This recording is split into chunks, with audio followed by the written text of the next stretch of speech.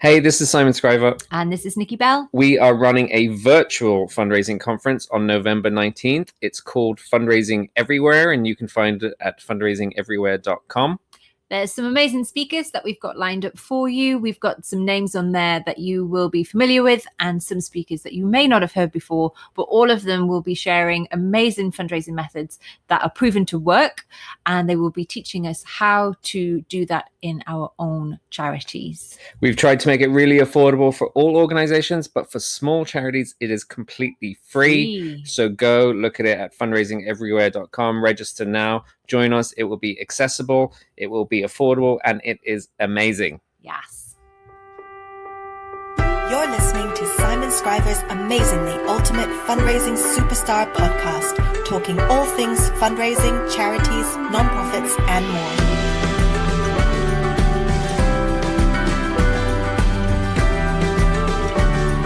Here's your host, as always, Simon Scriver.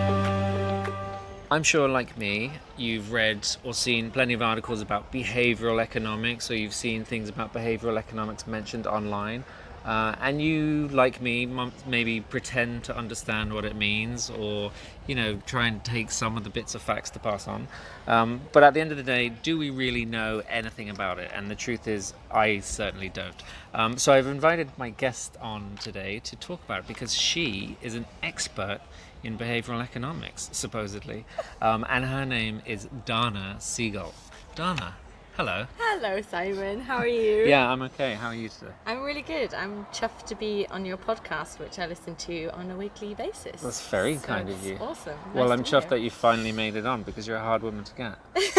Yeah. So you, am I right in saying you're an expert in behavioral economics? Is that kind of a bit too much? Or? I think where I'm really interested in it as a theory is how it can be applied specifically to not just fundraising as a kind of form or skill, but also just generally for a bit more good. Mm-hmm. So in terms of my kind of fundraising career, I'm a bit of a jack of all trades in the sense that I've done a lot of individual giving, I've done stuff with businesses, I've done events, I've done community fundraising, I've done legacies, and I guess where my consultancy and my training comes into practice is what are the interesting techniques or things that we can learn from outside the sector that could apply to any of those fields. And when I started working with Bernard Ross at the Management Centre, and he was developing a lot of his theories about how behavioural economics can come into the sector, I was like, wow, this is so interesting, and it's kind of blowing my mind a little bit. And it's one of those things that once you see, you kind of cannot unsee. So yeah, I mean, I would say that I'm developing into an expert perhaps, but I would say at this point a curious enthusiast. Okay, well that's good enough for me. So for people who don't know you, Yes. you mentioned Bernard there, so that's Bernard Ross, who I have a lot of time for. Yes. So you do some work, you work for Bernard at The Management Centre, that's right. So I'm a senior partner consultant there, so I work with Bernard and the wider Management Centre team to offer management consultancy, fundraising consultancy and training for charities, NGOs, INGOs, and we work worldwide, internationally. I'm also the Deputy Director of the National Arts Fundraising School, which is a twice-a-year course that we run for arts, cultural and heritage organisations in the UK to teach them how to raise funds. And then I also work as a fundraiser in a capacity with some colleagues at an organisation called Adapt for Arts. So, Wow. yeah, kind of do consultancy, training, coaching and fundraising all together. You have like 3 jobs. I literally have 3 jobs, which is why I'm a hard woman to get hold of. Yeah, okay. So I've seen Bernard speak a lot of times, and he talks a lot about behavioral economics. He generally talks about how to use it to save money or to get people he knows to spend more money on him. But if we can widen the net a bit, can you tell me what is it? Again, this is my trick on the podcast. Assume I'm an idiot. Okay. Which I am. Assuming, yeah. What is behavioral economics, and especially when it comes to fundraising, marketing, the business we're in, what is it? So the theory is rooted in an amazing practitioner, an amazing thinker called Daniel Kahneman. And Daniel Kahneman has very interesting theories about the brain. His book, Thinking Fast and Slow, which you might have heard of, or some of the listeners might have heard of, covers the kind of initial theories that he has around this. Everything was founded based on the fact that he was thinking that economics as a model, as in the way that supply demand, the way that we operate in this world, is based on a very logical system. But the truth is that people are not very logical. We're actually extremely irrational in our decision-making process. So why is this whole way that we work predicated on the fact that we're supposed to be logical when the truth is that we're quite irrational? So he's done a lot of theorizing about this, and in essence, thinking about the brain as kind of two systems. So you have system one, which is your fast, impulsive, intuitive self. So this is very much an emotional and irrational space that we operate in, and the truth is that we mostly operate in that space about 80 to 90% of our time. System two is our logical, rational, analytical selves. When we really sit there and get a bit of brain hurt, it's likely that we've been using our system two system. And a good analogy between the two is that when you first learn how to drive, you're operating in system two. You're having to think a lot about everything that you're doing, the way you're using the gear stick, the way you're using your feet, the observations that you're making. But over time, people get to a point with driving where they do it so intuitively that they forget they're even doing it, and their mind's thinking about loads of other stuff. That point, they're in system one. That person has driven themselves to work or to wherever they need to go without even actually really thinking about it. And he has this lovely saying. He says that system two is how we think, but system one is actually how we think most of the time. So his theory is that most of the time we're operating in an irrational and an emotional space, and if we are in the business of changing people's behaviors, we need to be matching and mirroring that system, not the super logical and rational system.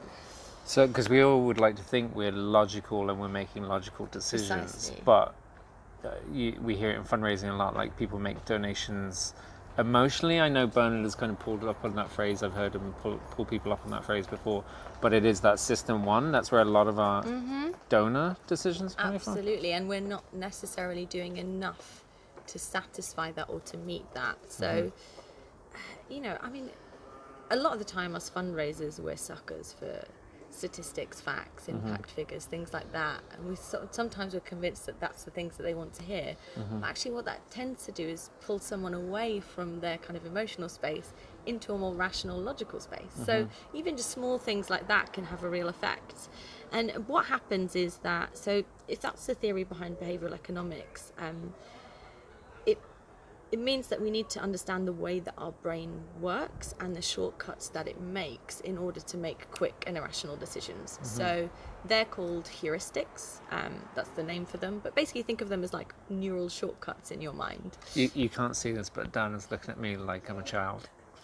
Rightly so, because I don't understand this word heuristic. They're just it's basically, as I was saying, think about it as the kind of mental shortcuts that you might make to arrive at a decision quicker. And is this because when you first started talking about it, I was thinking this is like monkeyish drilled into us since the birth of man. Like this is, but then you're talking about driving, which is something which is quite a new, something that can be taught quite quickly, and then it becomes ingrained in your brain.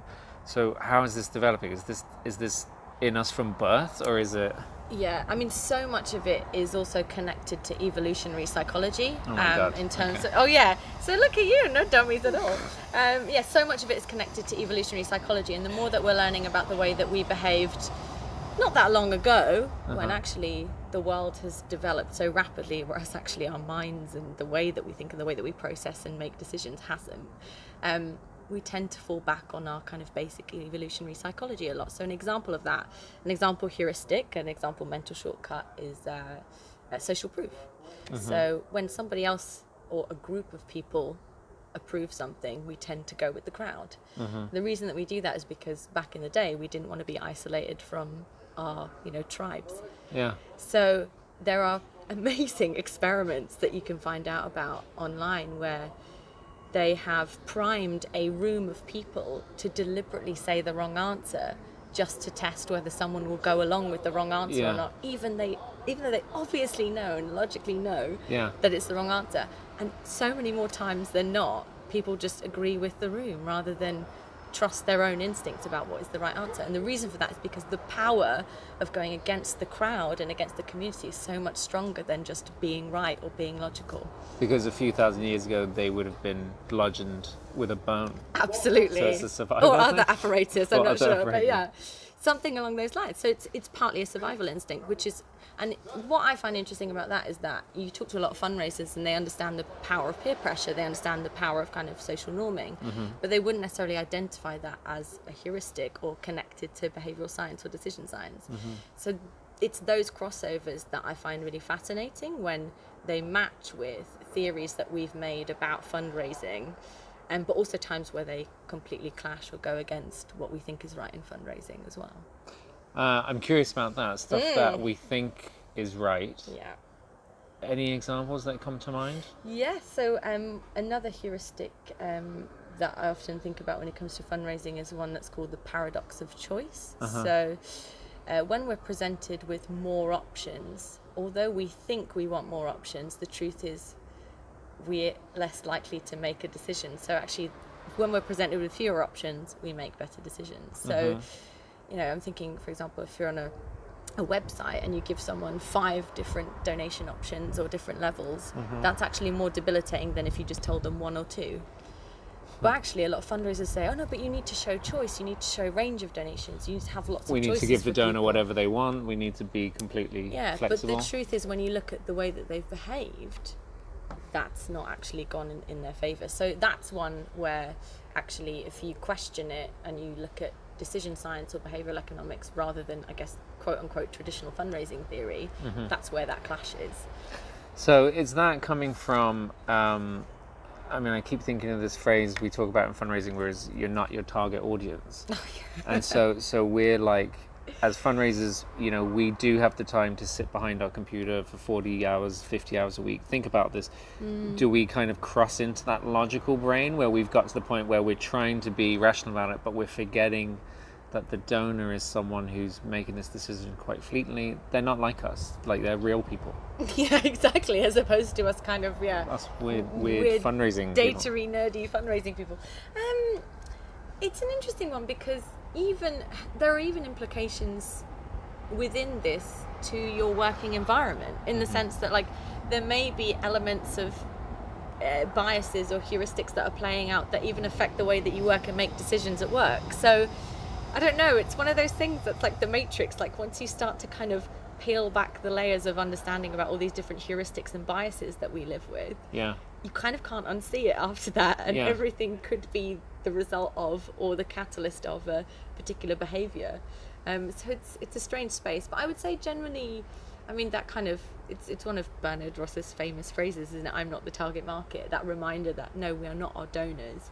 But I guess I would say that if you are in a fundraising position now, and especially if you're interacting in a space where you're dealing with a lot of individuals, you don't have to be an expert in this stuff, but it's really important to just school up a little bit on it, so that you understand that this is another psychological system at play in amongst all the ones that you might already know or understand a little bit more, because there's more writing about it specific to fundraising. There's lots of stuff we can read about relationship fundraising and all of that, but this is a new school of science and a new school of psychology, and we have to be as aware of this as we are about the other ones if we're going to make really good decisions or change people's behaviours when it comes to giving. It's not necessarily fundraising specific, but it's just if we can understand how the brains of our supporters work. Absolutely. And then I think it can be really fundraising specific and really interesting in the sense that even some of the ones that we talked about now, there's so many different heuristics. There's actually over 200 heuristics, 200 different biases that all of us do. Can you name them all? Could you imagine? There's this beautiful chart online which is like this gigantic circle of biases, and it's just lovely.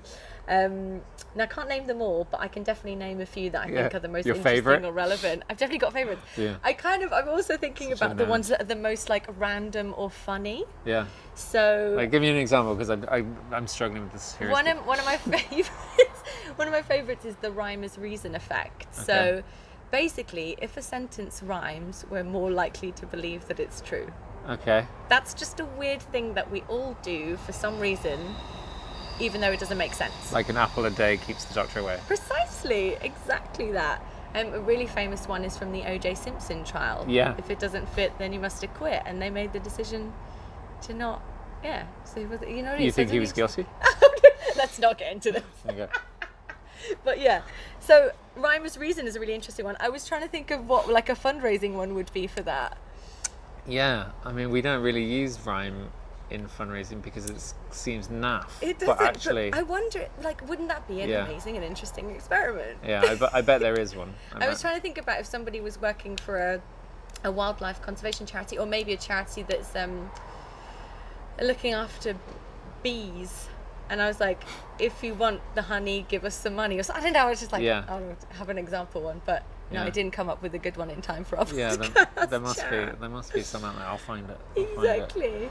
And so, I mean, God, this seems like a lot of work for fundraisers who already have so much to learn and look into and research. Is there like a cheat sheet on it, or where do we start Great learning about question. this stuff? So there's obviously some really, really great reads. So for me, read number one is Change for Good, which is Bernard Ross's book, which he's written with Omar Mahmoud, who is the I think, Chief of Global Knowledge or Global Insight at UNICEF. Wow. They've written a What a brilliant title. book, which I know, amazing job title. Yeah, right? that's pretty good. They've written a brilliant book about how you can apply a lot of this stuff to the charitable sector or to social change and social justice. Is this his book where all the profits go to charity, or is that a different book? They go to Médecins Sans Frontières, so yeah. Because all every the time I profits see go. Barney, he's like, "Hey, buy my book. Your profit's good." You know, That's that's a not a good Bernard great impression, but Yes, all the profits from that book Which go is pretty to cool, MSF, so I which must is get that. fantastic. yeah. So that's a great place to start. We are currently, so the National Arts Fundraising School is conducting the largest ever experiment in arts and cultural fundraising, where we're taking 11 massive national organisations and getting them to do some decision science experiments in their places. So Oh, that's cool. got places like the Royal Opera House, Northern Ballet, lots of really fantastic organisations, and they're just in the process now. They've had their initial training from us, and they are coming up with their proposed ideas of how they can explore heuristics in their different fundraising functions across legacy giving, across fundraising in venues, across individual giving. So it's going to be really exciting, and I'm kind of really looking forward to seeing what comes of that. Yeah. So that will be great. So there's a website for that, decisionscience.org.uk, and we'll be posting all of our findings, I think, sort of towards spring 2020. That's cool. Yeah. You those are quite UK focused. Yes. Are people in different parts of the world the same when it comes to this? This is such a good question. Thanks. It's such a good question. Thanks. That's why I have a podcast. So there are some that are and some that aren't. That's such a kind of like middle of the road answer. But generally, again, because so much of it is driven by evolutionary psychology, so much of it applies in different cultures, different settings. Yeah. It's fascinating. That for me is definitely the next part of it, is to see how can we apply this in fundraising settings in other markets that are very, very different to maybe the UK and the US markets, which are obviously the largest in the world, and you therefore have a large kind of donor base or data set to play with that kind of thing. But what we're seeing is that some of the larger INGOs like Médecins Sans Frontières and like UNICEF are adopting some of these techniques and kind of exploring them within their fundraising. Okay. So I don't think they would be doing that if they didn't think that would have an international impact. Yeah, very true. Yeah. So if so the majority of charities who would listen to this, and the majority of fundraisers work for small charities. Yes. So obviously you can't like play around with data. You can't necessarily Very do true. split testing and stuff like that. So are there any kind of like beginner tricks we can try? Ooh. Anything that like someone who's listening to this and then coming off the back of it, anything that they want to try? Great one. The thing I think of is, because I think the first time I really got exposed to this in fundraising was through Professor Jen Shang's stuff. And she does a bit on this kind of behavioral stuff, and she was talking about or did some research on talking about what other donors give. Yes. So when you're speaking to a donor on the phone and actually saying, we had another donor who donated $100, how much would you like to donate, and how that influenced, and I thought that was amazing. Yeah. And to me, that seemed like something that you could bring in, even if you were only calling one donor, you could use that sort of social proofing Absolutely. in the others.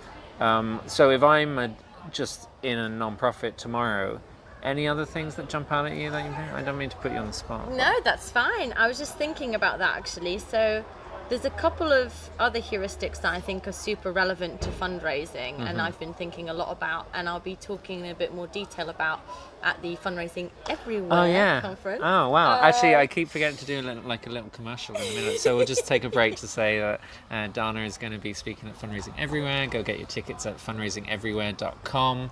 It's free for small charities and very affordable for larger charities. But Dana is delivering our opening plenary about this kind of stuff. Sorry, didn't mean to interrupt you. It's all good. So I think the format for that is going to be that I'll take a couple of the heuristics that I think are the most relevant to fundraising, and then give some examples of how people could think about applying that back in their practice. Amazing. One of which that comes to mind is the heuristic about anchoring. Now, anchoring is a process whereby you provide a piece of information before that dictates the way that you react to a second piece of information. Okay. So an example of this, there's an amazing theorist called Robert Cialdini, who is again another amazing person to read if you haven't accessed his books before. He did an experiment for a organization that was seeking mental health volunteers, so people who would take somebody who was suffering with mental health challenges to a zoo for a day. And they did an experiment where they were surveying people on the street, and the options that they gave, the first suite of options, they said, okay, would you take someone who needed support out for a day trip to a zoo? And most people said no. They said, What? okay, I know, right? Then they said, okay, well, if you wouldn't do that, do you think you would train for 2 years to get a mental health first aid qualification and be a fully certified mental health support worker? And everyone went, well, no. Yeah.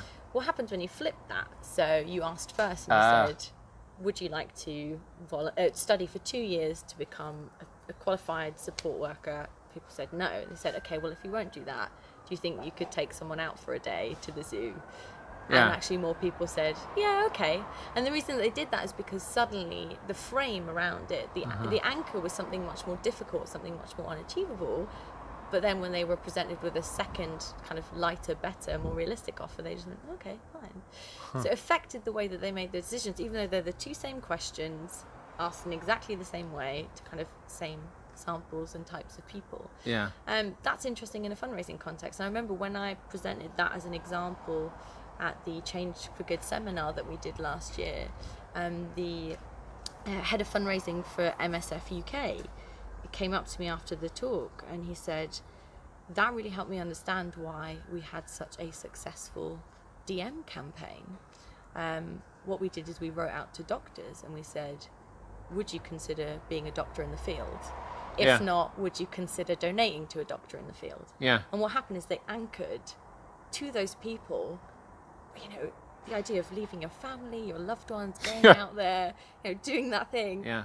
And most people going, gosh, that must be so difficult, so hard, I would never do that. And then suddenly they thought about the value of a potential donation in a different way. So and he didn't, you know, they didn't know that they did that in that way. They didn't realize that that was the heuristic that sat behind that. But that's a really interesting example for me of how you could use an anchoring technique in a direct mail that you were doing. Yeah, or even in a conversation or anything. You go, absolutely. That's interesting. So Simon, I've just been sitting here and I've been thinking, do you mind lending me £1,000? No, I don't really have it. But have you got a quid so I can get a cup of tea? I actually don't even have that. I only have Youre. Didn't quite work.